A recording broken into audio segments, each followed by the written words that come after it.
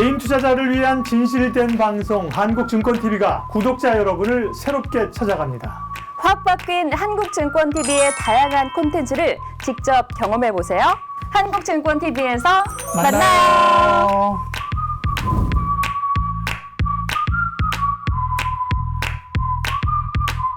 반도체. 네. 반도체 오늘 그러니까 또 말씀은 미리 하셨지만 박 차장은 미리 말씀하셨지만 오늘 굉장히 세게 들어왔어요. 이 뭘 의미하는 걸까요? 네, 일단 DM 가격이 빠지고 있는 것은 어쩔 수 없는데요. 제가 이제 아마 지난주 뭐 다른 이제 증권 방송에서 좀 약간 그 굉장히 공격적인 멘트를 했어요. 애널리스트 다 틀렸다고 이야기를 했거든요. 맞아요. 예, 기억하시죠? 그렇게 말씀하셔도 되나 싶었는데 그러니까. 2분기 틀렸고 3분기 틀렸고 예. 4분기도 지금 틀렸다라고 이제 모 방송에서 예. 아주 대놓고 지금 좀 이야기를 많이 했습니다. 네. 3개 분기 연속 틀리면 이거 완전 틀린 거 아니냐. 그 방송에서 이제 대놓고 이야기를 했고 저희도 이제 약간 그런 부분들에서 반성을 해야 된다고 이야기를 꼭 했는데요. 그때 당시에는 이제 별로 안 오를 거다 생각하면서 2분기, 3분기가 오히려 많이 올라서 틀렸고 지금은 극단적으로 많이 빠질 거라고 이야기했던 것이 또 극단적으로 안 빠지고 있기 때문에 틀린 거거든요.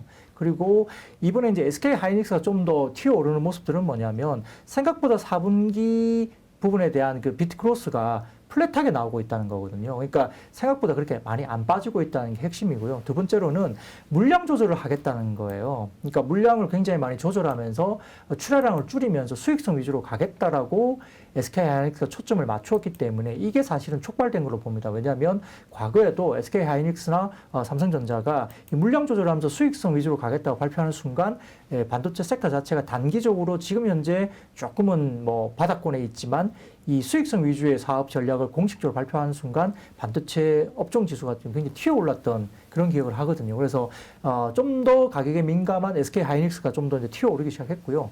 이제 삼성전자는 아무래도 이제 반도체 순수 퓨어 플레이가 아니잖아요. 뭐 모바일도 있고 그다음에 여러 가지 부분들이 끼어 있고 백색 가전도 있겠지만 그다음에 여러 가지 부분에서 이제 또 파운드리 관련된 이슈도 좀 있고요. 근데 하이닉스 같은 경우는 지금 낸드 사업부가 어쨌든 턴을 한 거죠. 흑자로. 그러니까 인텔에 관련된 인수권이 이제 확정되기 직전인데 인텔에 대한 낸드를 인수하기 전에 벌써 낸드 쪽이 흑자 전환을 하기 시작했다는 것이 굉장히 좀 트리거가 되고 있고 생각보다 아까 말씀드렸처럼 일부 모 글로벌 그 리서치에서 디램이 20% 이상 빠진다라고 이야기를 했었는데 실질적으로 그렇게 빠지지 않습니다. 지금 한 자리 숫자 정도 빠지고 있는 상황이고요.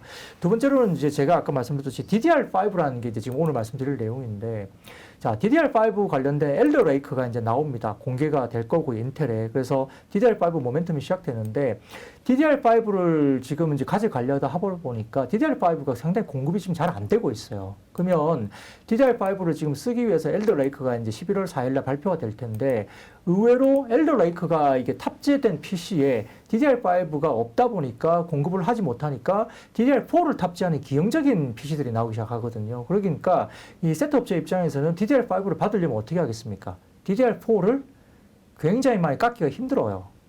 그렇잖아요. 왜냐하면 공급이 부족한데 DDR5를 빨리 받고 싶은데 이 공급자, 그러니까 삼성전자나 SK 하이닉스 같은 공급자 입장에서는 DDR4에 대한 가격을 후려치지 않는 업체에다가 DDR5를 먼저 줄 가능성이 높습니다. 지금 공급이 모자라니까요. 수요를 못 따라가거든요. 그래서 오히려 DDR5를 먼저 받기 위해서 DDR4 가격을 생각보다 그렇게 많이 후려치지 못한다는 입장에서는 생각했던 것보다는 상당히 가격의 폭이 떨어지는 폭이 좀 줄어들 수 있다는 포캐스트는 갖고 있는 거죠. 실질적으로 지금 현재도 그렇습니다. 그래서 이 DDR5 관련된 모멘텀은 반도체 쪽에 지금 굉장히 큰 빅 웨이브다 이렇게 말씀드리고 싶고요. 상용화가 임박한 상황에서 이제 지금 엘더 레이크에 대한 부분들이 상당히 좋고 그다음에 사파이어 레피드라는 것이 또 나옵니다. 이런 부분들도 이제 서버나 이런 쪽도 하기 때문에 이러한 모멘텀들이 계속적으로 나오는 것이죠. 그래서 실질적으로 DDR5 같은 경우는 올해 4분기에 PC에 적용이 될 거고요. 본격적으로. 그리고 내년 2분기에는 서버 쪽에도 바로 적용이 되기 때문에 지금 이미 구매 오더를 해야 되는 시점으로 보시면 될 것 같고요.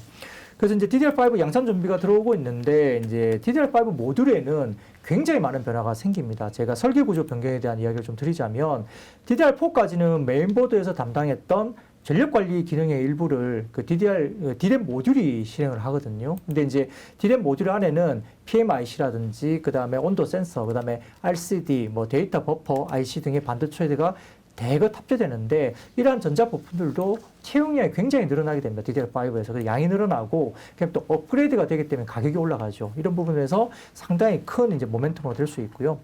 그래서 이제 DDR5는 DDR4 대비 뭐 디램의 속도라든지 그다음에 전력에 대한 효율성, 그다음에 신뢰성이 개선되기 때문에 디램 산업 측면에서 상당히 긍정적인 요소로 모멘텀으로 될 수 있습니다. 따라서 교체 수요의 발생이라든지 그다음에 지금 상당히 공급이 제약되고 있다는 점도 가격을 올리는 국면이고요. 가격 프리미엄은 굉장히 긍정적인데 여기에 따라서 이제 부품에 대한 수요가 발생한다는 점에서 우리가 볼 수 있는데 특히 이제 그 DDR4 사이클과 좀 다른 게 뭐냐면 DDR4 사이클에는 구조적인 변화, 그러니까 그 내부적인 어떤 모듈의 구조적인 변화가 크지 않았기 때문에 소켓이라든지 후공정 장비 업체 일부에서만 실적 개선이 나타났던 현상이 있었습니다만 이번에 DDR5 같은 경우는 지금 반도체 채용 확대 때문에 패키지 기판 수요가 늘어납니다. 오늘 삼성전기 아까 좀 말씀을 주셨는데 삼성전기 물어보시는 분 많던데. 네. 패키지 기판 지금 없어서 못 팔거든요. 쇼티지가 굉장히 강합니다. 그래서 패키지 기판 사업부랑 이제 MLCC가 같이 올라오면서 삼성전기가 역대급 실적을 나타냈거든요. 분기 실적으로. 근데 주가가 말도 안 되게 PER 9배 정도로 거래가 되고 있는데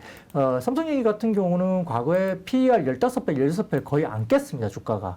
PER 기준으로 봐서는. 근데 지금 10배 미만으로 거래가 되고 있거든요. 그래서 역사적으로 말이 안 되는 가격에서 거래되고 있다는 점에서는 삼성전기 편하게 사셔도 되고 가져가셔도 됩니다. 그래서 이제 제가 이제 그 패키징 기판 이야기를 말씀드렸지만 어쨌든 수요 대비 쇼티지는 계속적으로 나타나고 있다. 그래서 가격이 굉장히 좋고 업황 호조가 계속 되고 있는 상황이고요.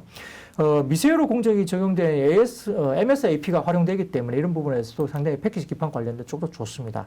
그리고 두 번째는 DDR5의 설계 고도화 때문에 메모리 모듈에도 HDI도 업그레이드가 됩니다. 여기에 따라서 평균 공급 단가가 상승하기 때문에 DDR5 관련 수혜로 될 수 있는 것 같고요.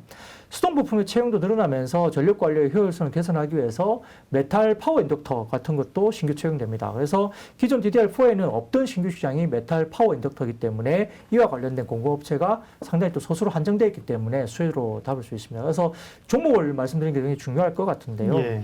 DDR5 관련된 전체 매출 중에서 DDR5 관련된 매출의 노출도가 높은 기업들을 말씀드리자면 역시나 뭐 대장주는 심텍이겠죠. 심텍 말씀드리고요. 그다음에 코리아 서킷이라든지 그다음에 대덕전자, 그다음에 TLB라든지 해성 DS 이런 종목들이 DDR5 관련된 매출 노출도가 상당히 높은 기업들이니까 좀 눈여겨 보시는데요.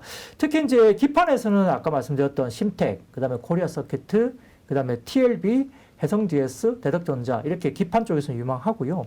그럼 파워 인덕터 같은 경우는 삼성전기, 그다음에 아비코전자가 주요 벤더입니다. 그리고 그다음에 업사이드는 아비코전자나 코리아 서킷도 상당히 많이 발생할 수 있다고 저는 보는 거고요.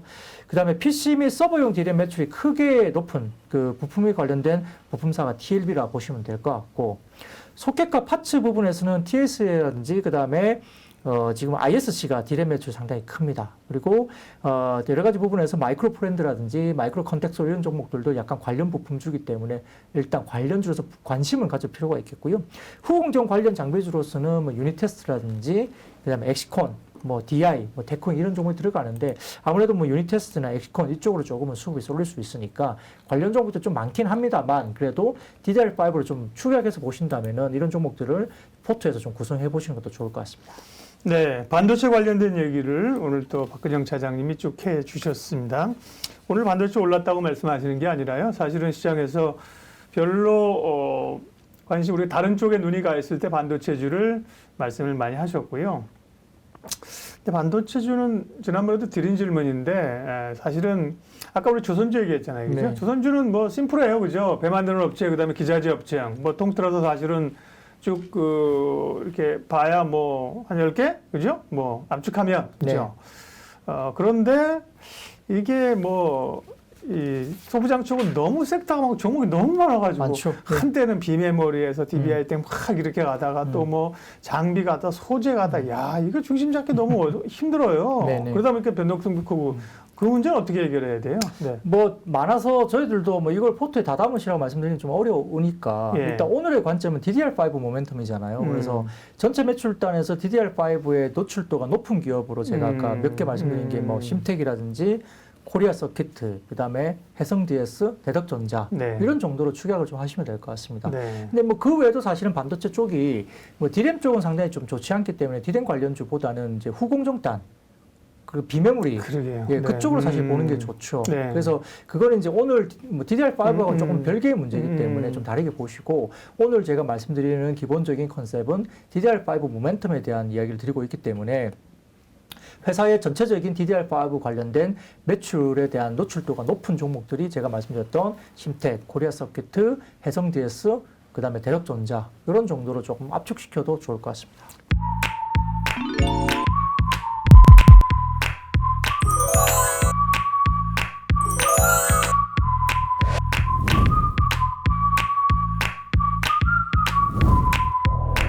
개인 투자자를 위한 진실된 방송 한국증권TV가 구독자 여러분을 새롭게 찾아갑니다. 확 바뀐 한국증권TV의 다양한 콘텐츠를 직접 경험해 보세요. 한국증권TV에서 만나요.